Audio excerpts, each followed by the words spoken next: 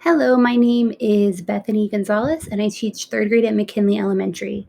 And I'm going to show you how I set up my virtual teaching space so that hopefully you end up like this and not so much like this.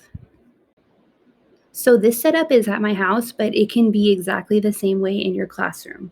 What I have set up right here is my main computer. This can be your desktop in your classroom. In my case, it is my personal laptop. I use this to actually do Zoom with my students because the camera quality is much higher than on a Chromebook. To the left, I have a Chromebook that I use to stay logged in to Go Guardian.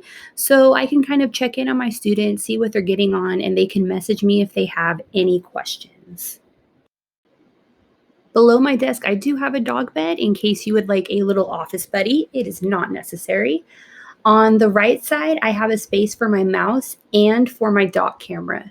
I want to make sure that my dock camera has enough space next to it so that I am able to put a piece of paper or anything that I want to show my students, a whiteboard, underneath it. I would make sure you just note whether you're right or left handed because that is which side your dock camera should be on so you have room to write.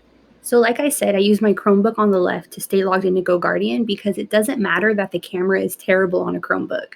I'm still able to fully access Go Guardian. So, if you're at home or at school on your desktop using your desktop for Zoom, you can still have a Chromebook open to the left of you.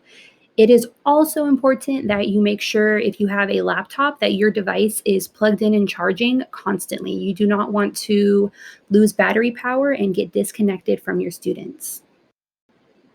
I also find it really handy to keep pens and pencils and cough drops nearby. You may not notice, but after a few months, your voice is not used to talking so much. Having done trainings these past few weeks, I have heavily relied on those cough drops.